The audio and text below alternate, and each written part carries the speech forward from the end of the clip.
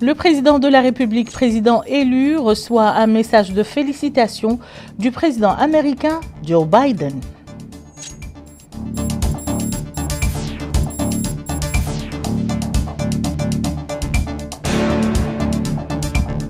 Le ministre du Pétrole inspecte le projet Grand Tortue Ahmeyim, dont l'exécution des travaux connaît une avancée significative vers la première expédition de gaz liquéfié.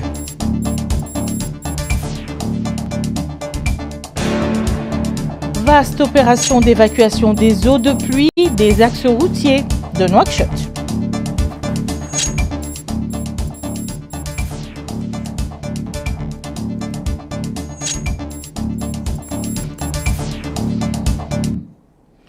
Bienvenue dans le journal, madame, monsieur, bonsoir. Le président de la République, le président élu, monsieur Mohamed Ould Cheikh El Ghazouani, a reçu ce lundi un message de félicitations de son Excellence, le président des États-Unis d'Amérique, son Excellence monsieur Joseph Robinette Biden Jr., à l'occasion de son élection en tant que président de la République islamique de Mauritanie pour un nouveau mandat. Ce message est ainsi libellé. Monsieur le Président, au nom du peuple américain, je vous adresse mes sincères félicitations pour votre réélection en tant que président de la République islamique de Mauritanie. Votre réélection témoigne de la confiance que le peuple mauritanien a placée dans votre leadership. Les États-Unis apprécient leur partenariat durable et croissant avec la Mauritanie, étayé par notre reconnaissance commune que la gouvernance démocratique, le respect des droits de l'homme et des libertés fondamentales, le renforcement de la sécurité et le développement économique ouvriront la voie à un avenir pacifique et plus prospère pour les Mauritaniens et les peuples du monde entier. Les États-Unis s'engagent à faire avancer nos objectifs communs et à approfondir les liens d'amitié et de coopération entre nos deux pays. Encore une fois, je vous félicite pour votre élection et vous souhaite bonne chance pour les années à venir. Sincèrement, Joe Biden. L'Assemblée nationale a adopté au cours d'une séance plénière tenue hier sous la présidence de M. Ahmedou Mohamed Mahfouz Mballa, son deuxième vice-président, 3 projets de loi portant convention de financement signés entre la République islamique de Mauritanie et l'Association internationale de développement, le Fonds arabe pour le développement économique et social et le Fonds koweïtien pour le développement économique arabe. Le point avec Yadali Fall. Au cours de la séance publique tenue aujourd'hui et présidée par M. Ahmedou Mohamed Mahfouz Mballa, deuxième vice-président de l'Assemblée nationale, les députés ont approuvé 3 projets de loi comprenant des accords de financement signés entre la République islamique de Mauritanie, l'Association internationale de développement, le Fonds arabe pour le développement économique et social et le Fonds koweïtien pour le développement économique arabe. Les projets de loi prévoient un deuxième financement supplémentaire pour le projet d'appui au système des filets sociaux de le projet d'aménagement des oasis et le projet d'alimentation en eau potable de la ville de Kifa. Le ministre du Commerce et de l'Industrie, de l'Artisanat et du Tourisme, M. Mrabatou Bonnaï, ministre de l'Économie et du Développement durable par intérim, a passé en revue les objectifs des projets de loi concernés, ajoutant que le projet de loi permet la ratification de l'accord de financement signé le 22 mai 2024 entre la République islamique de Mauritanie et l'Association internationale pour le développement pour le deuxième financement supplémentaire du projet d'appui au système des filets de sécurité sociale 2, qui considère la protection sociale comme un pilier important au sein de l'approche d'inclusion sociale et de renforcement de la cohésion nationale adoptée par le président de la République, M. Mohamed Ould Cheikh El Ghazouani. Le projet vise à accroître l'efficacité et l'efficience du système national des filets de sécurité sociale pour l'adoption, ainsi qu'à étendre sa couverture aux familles pauvres et vulnérables.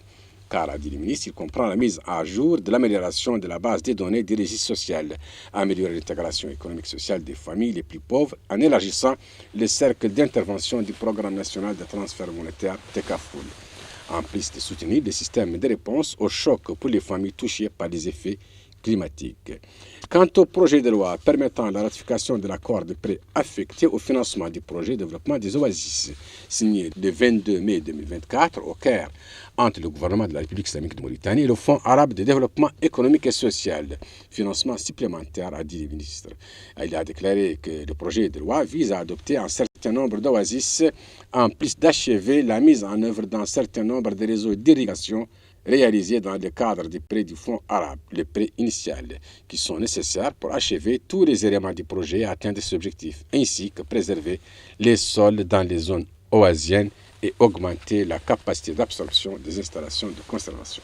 Concernant le projet de loi permettant la ratification de l'accord de paix signé le 22 mai 2024 au Caire entre la République islamique de Mauritanie et le Fonds cohésien pour le développement économique arabe, destiné à contribuer au financement du projet d'approvisionnement en eau potable de la ville de Kifa. Le ministre a souligné que le programme de son Excellence le Président de la République, M. Mohamed El Cheikh Ghazouani, dans le domaine de l'eau, porte sur l'amélioration et la préservation des infrastructures existantes, la modernisation et l'extension des réseaux nationaux d'eau, ainsi que l'accès de la population aux services d'eau potable. Il a souligné que le projet permettra d'approvisionner en eau potable les villes et villages situés entre Gouraï et Kifa via le fleuve Sénégal. Les villes et villages situés le long de la ligne partant du pôle de production ainsi que les communautés situées dans les zones adjacentes au fleuve ville de Kifa bénéficiera également du projet. Dans des interventions, les représentants du peuple ont convenu à l'unanimité de l'importance des projets de loi 6 mentionnés, soulignant la nécessité de prêter attention aux problèmes techniques qui pourraient subvenir et l'entretien de telles infrastructures. Le compte à rebours a commencé pour la première expédition de gaz naturel du projet Grand Tortue Ahmeyim, maintenant que le taux d'exécution du projet a atteint un taux de 95% et que l'achèvement de ses composantes est imminent. C'est ce qui ressort de la visite conjointe du ministre du Pétrole, de l'Énergie et des Mines, M. Nani Ould Chrouqa, et son homologue sénégalais, M. Biram Souleye Diop, accompagné du vice-président de BP dans les deux pays, qui ont inspecté la station flottante et vérifié le niveau de mobilisation et de préparation pour l'exploitation du gaz. Bokar Belaba. C'est un monstre de fer en mer. Ce géant, c'est la plateforme FPSO, implantée à environ 40 km au large de la frontière maritime entre la Mauritanie et le Sénégal. D'une superficie équivalente à 2 terrains de football et de 10 étages en hauteur. La plateforme est constituée de plus de 81 000 tonnes d'acier, de 37 000 mètres de bobines de tuyaux et de 1,5 million de mètres de câbles.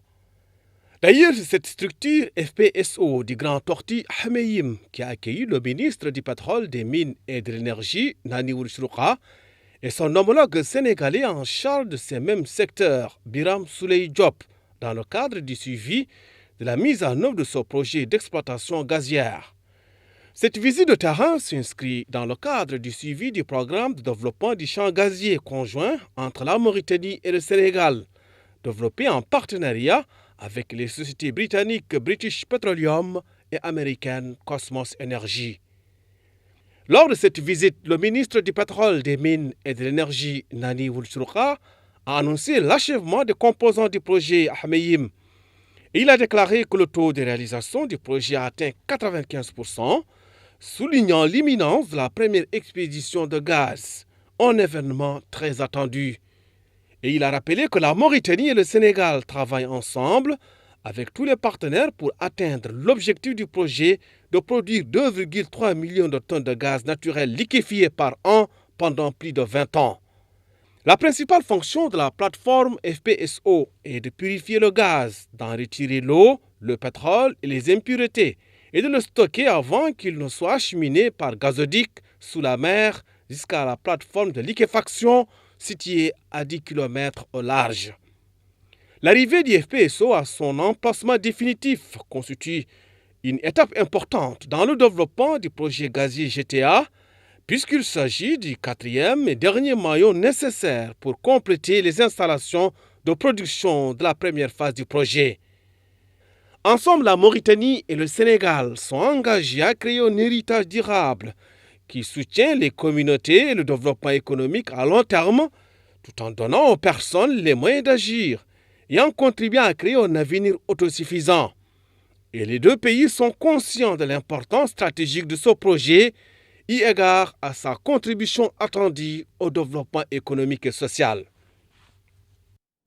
Le ministre de l'Hydraulique et de l'Assainissement, M. Smaïl Abdel Fattah, a supervisé ce matin le lancement d'une opération massive d'évacuation des eaux pluviales au niveau des différents axes routiers de Nouakchott. Au cours de cette opération d'évacuation des eaux de pluie, de nouveaux équipements acquis il y a 2 jours par l'Office national de l'assainissement ont été mis à contribution. Yadali Fall. 30 mm par-ci et 25 mm par-là. Et voilà que les grandes artères de la capitale Nouakchott sont sous les eaux. Tôt le matin, les autorités concernées ont voulu prendre le taureau par les cornes et trouver une solution afin de libérer les lits. C'est le premier responsable du département de l'hydraulique en personne qui trempe ses bottes. Accompagné des responsables de l'ONAS, il supervise l'opération d'évacuation des eaux par le biais des camions-citernes. Le ministre de l'Hydraulique et de l'Assainissement, M. Ismaël Abdel Fattah, déclare à cette occasion que 60 camions-citernes sont repartis dans les 3 wilayas de Nouakchott pour l'évacuation des eaux de pluie. Il ajoute que cette opération se poursuivra jusqu'à la fin de l'évacuation des eaux de toutes les artères de la capitale. Les équipes sur le terrain, a dit le ministre, sont suffisamment équipées et bien entraînées pour réussir cette opération. Les riz à Dar Naïm, Sebkha, Mina et Tevrarzena, qui sont les zones les plus encombrées, a ajouté les ministres, seront dégagés dans les plus brefs délais. Le ministre a également rappelé que l'investiture du président de la République est prévue dans quelques jours et qu'il est de notre devoir de montrer à nos invités le beau visage de notre capitale de Nouakchott. L'Office national de l'assainissement met donc les bouchées doubles afin de réussir le pari de rendre la circulation des biens et des personnes plus fluide après les premières pluies de l'hivernage 2024 à Nouakchott. À présent, une page météo avec le relevé du réseau administratif de commandement du ministère de l'Intérieur et de la décentralisation qui a fait état de la tombée de pluie ces dernières 24 heures sur plusieurs localités et villes du pays.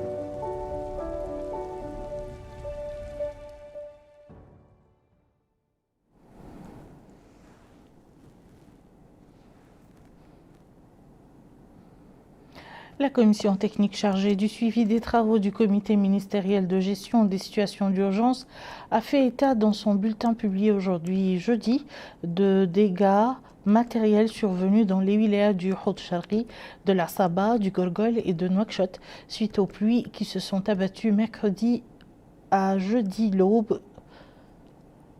Les dégâts comprennent l'effondrement d'un certain nombre de barrages et la chute de maisons et de poteaux électriques.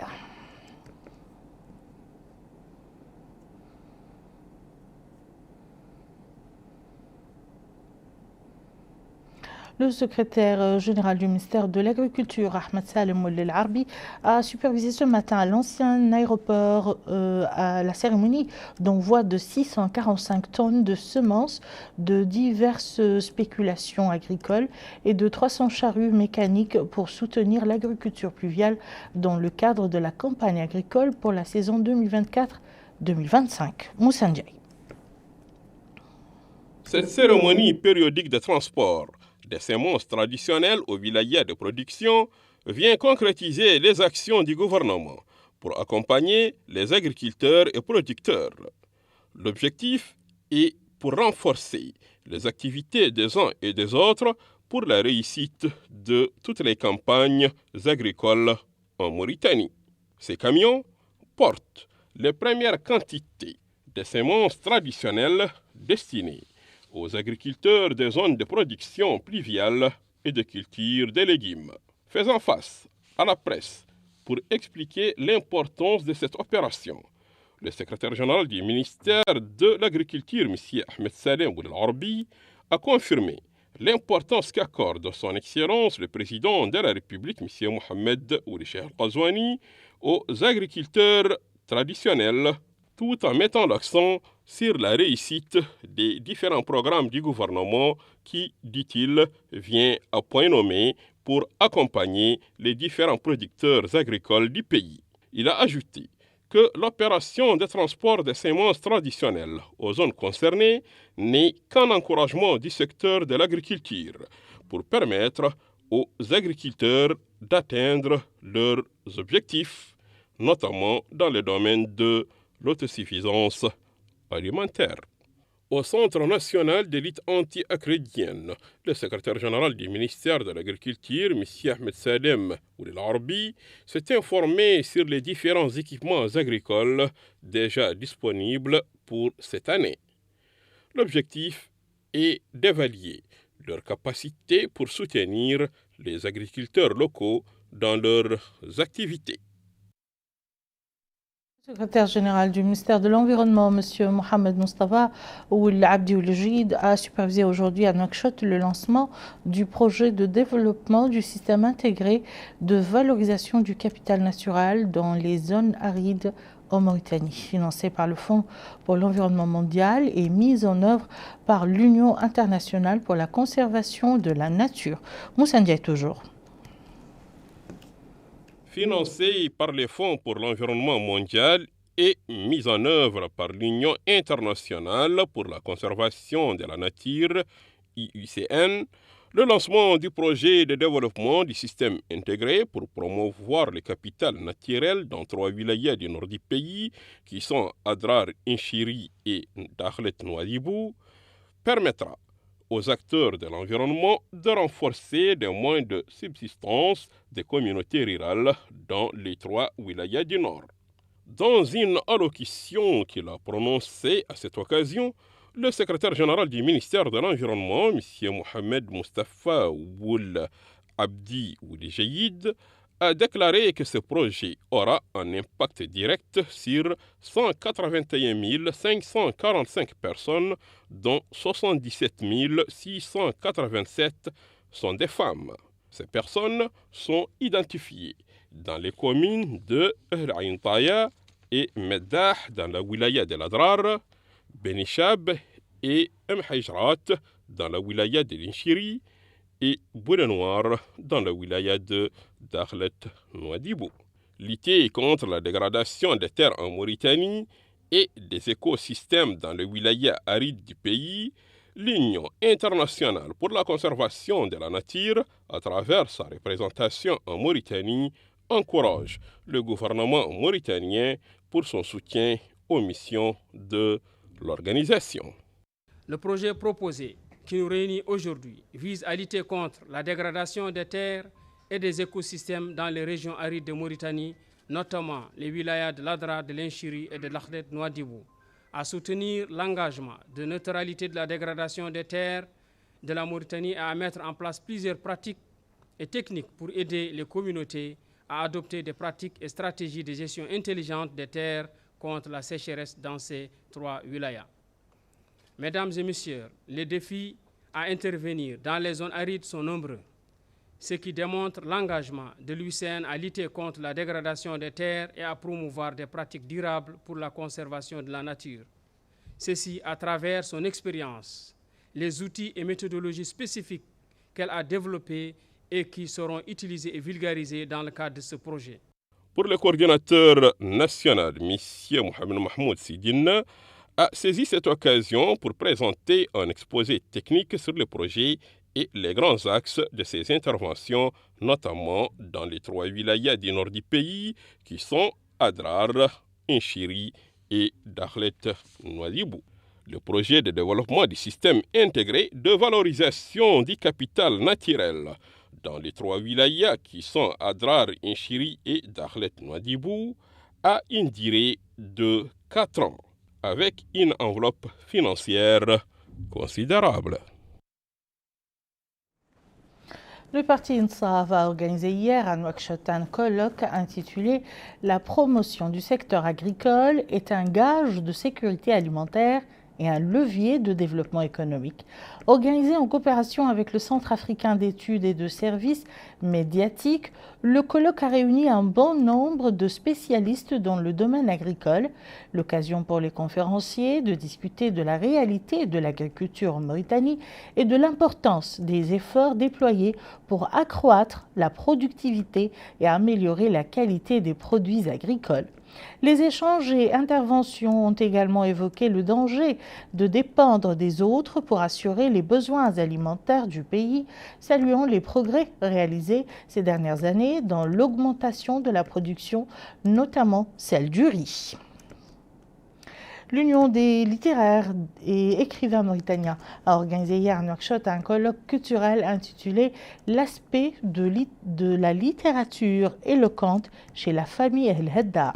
Le symposium auquel ont participé un certain nombre de personnes intéressées par la culture a été marqué par des lectures de poésie et des conférences sur l'histoire du Hassaniya ainsi que la littérature classique. Conférenciers, invités et participants ont mis en lumière l'aspect littéraire de la famille El Haddar en soulignant le rôle du Hassaniya et la littérature classique pour jeter les bases de l'unité nationale, soulignant l'importance d'organiser ce type d'activité qui contribue à dépoussiérer une histoire de culture écrite par des personnalités littéraires nationales à travers les générations.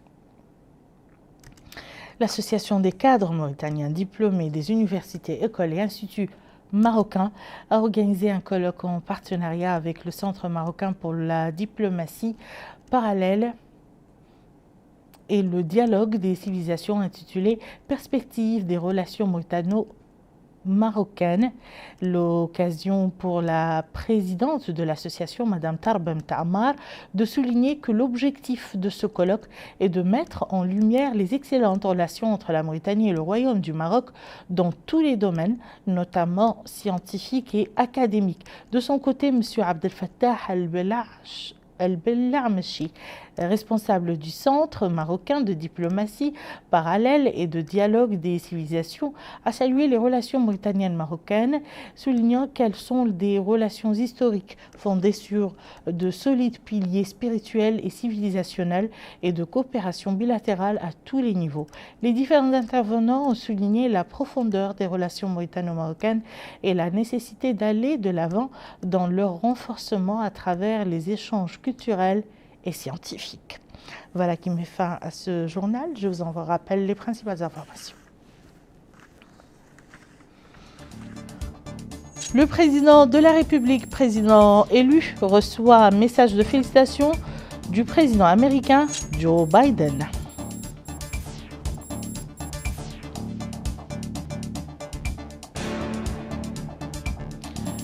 Le ministre du Pétrole inspecte le projet Grand Tortue Ahmeyim, dont l'exécution des travaux connaît une avancée significative vers la première expédition de gaz liquéfié.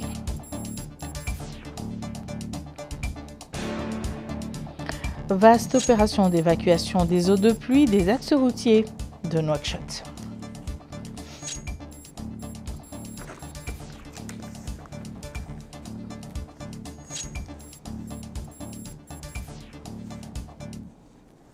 Merci, Madame, Monsieur, de nous avoir suivis. À très bientôt, Inch'Allah.